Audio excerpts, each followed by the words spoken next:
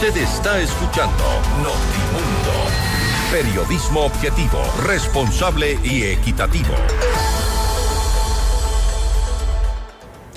Presiones denunciadas por jueces y vínculos cuestionados figuran entre los principales desafíos que enfrenta el sistema de justicia. Esta es la entrevista de Fausto Yepes. Hoy con... Nos enlazamos a esta hora con Mauricio Alarcón, director de la Fundación Ciudadanía y Desarrollo, para hablar sobre la justicia cuestionada en nuestro país. Además, los jueces sin protección. Hoy que la justicia ha enfrentado también un nuevo capítulo precisamente de los cuestionamientos. La renuncia al encargo de la presidencia de José Swing y su subrogante en Matapia. La Corte Nacional de Justicia también en el centro de los señalamientos. Mauricio, gracias por estar con nosotros. Bienvenido. Gracias, Fausto. Buenas noches. Un saludo para ti, para la audiencia de FM Mundo. Casualmente los cuestionamientos se centran y lamentablemente en la máxima autoridad, y ahora ya ex máxima autoridad de la Corte Nacional de Justicia y la máxima autoridad del Consejo de la Judicatura. ¿Es quizá un callejón sin salida hoy por hoy? Mira, quizá lo más preocupante es que nuestra memoria cortoplacista olvida de las responsabilidades que hay detrás de lo que está sucediendo en este momento. En el comunicado de renuncia del expresidente encargado de la Corte Nacional de Justicia, dice que es un asunto del Pleno y que la terna fue trabajada de la forma en la que correspondía, pero habría que preguntarnos cuál terna, si la Corte Nacional de Justicia integró 3 veces el grupo que puso a consideración del Consejo de Participación Ciudadana para después elegir a quien hoy es presidente de la Judicatura. Como recordarás tú y probablemente parte de nuestra audiencia pueda hacer memoria, la terna original estaba integrada por un juez de la Corte Nacional de Justicia, en primer lugar, el juez Marco Rodríguez, y en tercer lugar por Edison Toro, quien fue decapitado por el Consejo de Participación Ciudadana inconstitucional e ilegalmente. Después, al ser reemplazado Toro por Mario Godoy, se produce la renuncia del juez Rodríguez, quien termina siendo reemplazado por Juan Carlos Benalcázar, que en su comparecencia ante el Consejo de Participación Ciudadana dice que previo a haber ingresado a exponer su plan de trabajo le dijeron que de gana se presenta porque ya se sabía quién iba a resultar electo. Ahí está la responsabilidad de quien hoy, producto de las presiones, ha debido dar un paso al costado al frente de la Corte Nacional de Justicia y no quizá por un poco de vergüenza propia como correspondía hace varios días.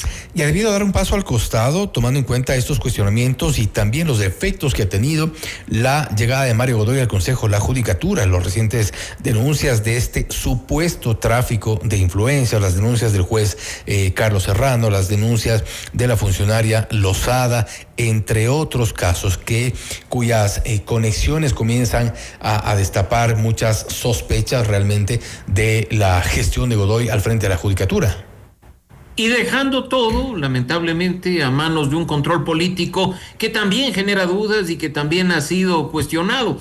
Un control político en manos de una comisión de fiscalización que no es garantía de un proceso independiente, que no es garantía de un proceso que esté pensado en los ecuatorianos. Así es que habrá que esperar y ver si el primer filtro que se pasó, el del CAL, resulta suficiente para que después, sobre la base de las pruebas que presente la parte acusadora, da lugar a una censura y destitución de quien hoy está al frente de la Judicatura. Lo cierto es que después de la comparecencia del pasado lunes, poco se aclaró. Las dudas, las preocupaciones, las denuncias han estado a la orden del día y pues lo óptimo sería incluso que la defensa al buen nombre de una persona se la realice sin ostentar un cargo en específico, sino como ciudadano común. Eso no se ha dado aún en el caso de la Judicatura y más bien hemos visto, Fausto, un espíritu de cuerpo por parte de los 5 miembros, quienes incluso en un comunicado el pasado viernes señalaron que es responsabilidad de todos hasta haber pedido la renuncia a los directores provinciales, algo que ya sabemos cómo termina. ¿Qué tan cuestionable es este hecho precisamente a propósito de esta solicitud de renuncia a los directores provinciales y todas las reestructuraciones? También se hablaba de una designación de jueces temporales, todos estos actos que suenan un poco, por decirlo menos, sospechosos cuando estamos en un proceso en el cual se busca transparencia, se busca aclarar ciertos temas relacionados precisamente a estos supuestos vínculos de Mario Godoy. ¿Cómo tomar esta reestructuración? Hay muchos que dicen que es un proceso al apuro. No se ha hecho durante cuántos meses que ha estado Mario Godoy al frente de la Judicatura, y hoy se reestructuran las direcciones, se busca designar a jueces. Si la Judicatura no ha sido capaz en estos meses de implementar los procesos de evaluación a jueces y fiscales, o de echar a andar de una buena vez la renovación parcial de la misma Corte Nacional de Justicia, ¿por qué poner primero esto de ordenar el Consejo de la Judicatura cuando los directores provinciales están ahí por algo, puestos por ellos mismos? No hay que olvidar que incluso Godoy se quedó al frente de la Judicatura.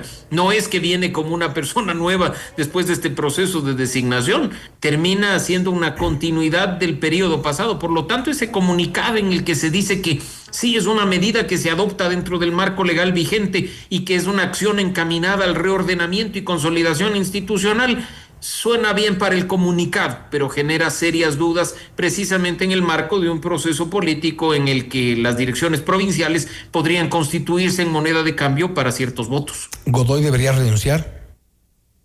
Creo que cualquier persona, no voy a ponerle un nombre en específico, ante acusaciones como las que se están haciendo, debe defenderse sin ostentar cargo público alguno. Basta ver lo que ocurre en democracias sólidas, en democracias respetuosas del Estado de Derecho, donde ante la más leve acusación, duda o sospecha, se provoca la renuncia para que la defensa se haga en condición de persona. Si, como el señor Godoy ha señalado, las acusaciones afectan su buen nombre y su reputación como individuo, pues debería defenderse como individuo, no haciendo uso, en este caso, del cargo que ostenta al frente del Consejo de la Judicatura.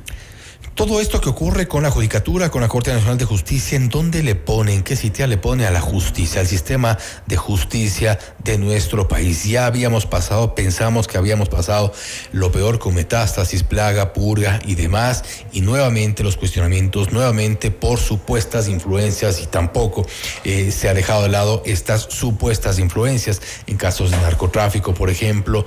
Nuevamente estamos enfrentándonos a estas denuncias que no son leves y que generan también una preocupación en términos generales a todo operador de justicia, a todo usuario del sistema de justicia, que podemos ser potencialmente, todos genera ya desconfianza.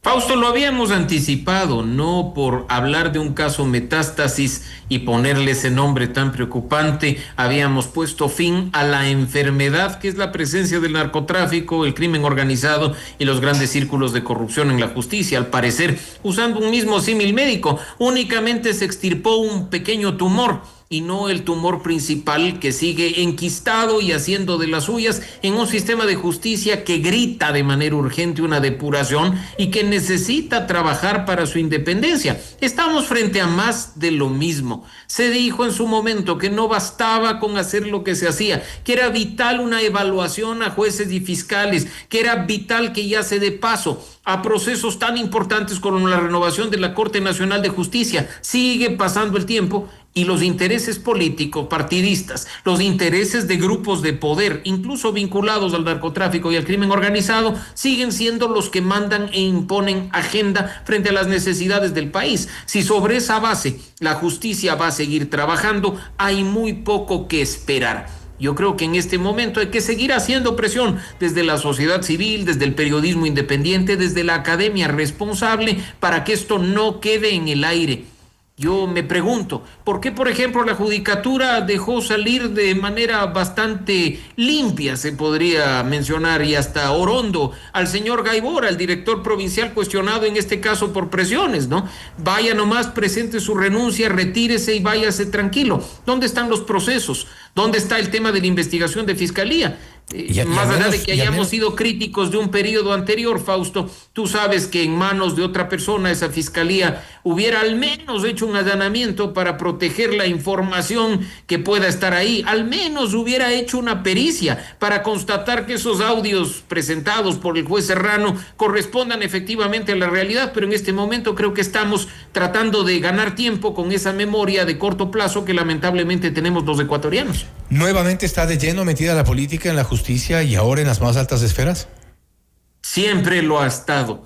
Desde que en 2011 un presidente con total desvergüenza nos dijo que quería meterle la mano a la justicia, ha cambiado la mano, pero no el lugar en que se encuentra metida, porque esa metida de mano, valga la reiteración, le ha sido muy funcional a quienes han venido después de ese presidente, controlando la judicatura a través de cierto tipo de designaciones o haciendo de las suyas. Las presiones en la justicia, Fausto, no son nuevas. Tú has trabajado el tema durante todo este tiempo y sabes perfectamente bien que en los últimos 4 gobiernos, pasando por el tema de los presidentes, se ha tenido presiones desde las más altas esferas para que la justicia haga una u otra cosa a favor o en contra de determinada gente. Y eso afecta, en definitiva, a un país que necesita de manera urgente contar con un sistema de justicia independiente como un pilar fundamental de su democracia. Pero para esto se requiere, por ejemplo, que los concursos sean transparentes, que los concursos lleven realmente a los mejores perfiles, en este caso a la Corte Nacional de Justicia. Hablabas hace un momento sobre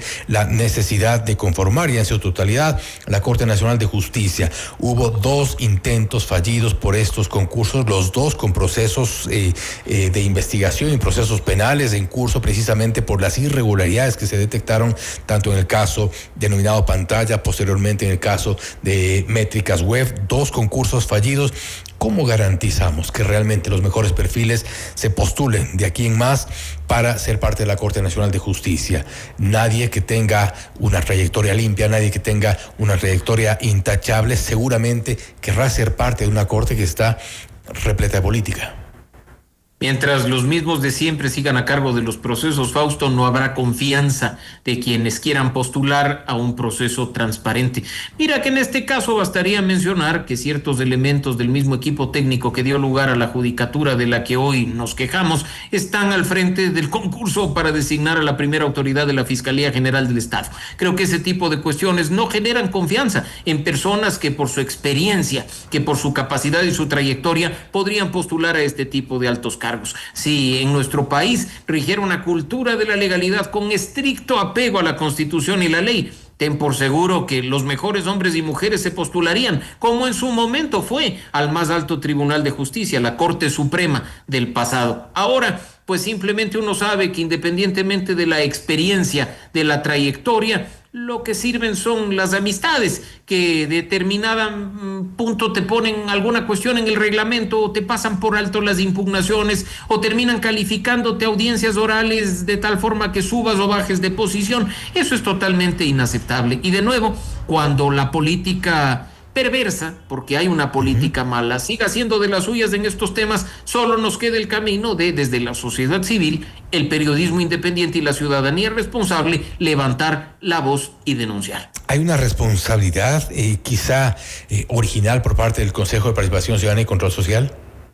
Pero por supuesto que sí, que eso no nos quede la menor duda. Así como hay una responsabilidad de quien nomina las ternas o de quien postula candidatos, hay una responsabilidad de quien lleva a cargo el concurso. Ahora, muy sueltos de huesos y con grandes sonrisas, nos dicen que pues las impugnaciones no tenían fundamento, no tenían sustento y no tenían por qué pasar, cuando mira tú que incluso han quedado en el camino acciones constitucionales presentadas por personas que vieron la forma en la que se manipuló este proceso de impugnación. Entonces, ese tipo de cuestiones no pueden ni deben quedar en el olvido. Lo más importante de cara al futuro, de cara a corregir los errores y horrores que hemos visto en estos últimos meses, es mantener esa memoria viva, Fausto.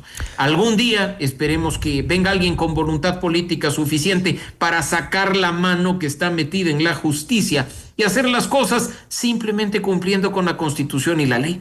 Tomará tiempo, lamentablemente. Mauricio, nuevamente, gracias por tu tiempo y gracias por haber estado con nosotros. Gracias, Fausto. Un gran abrazo para ti, para la audiencia de FM Mundo. Una buena semana para ustedes. Igualmente, una buena semana también. Mauricio Alarcón, director de la Fundación Ciudadanía y Desarrollo, hablando sobre la situación de la justicia cuestionada en nuestro país.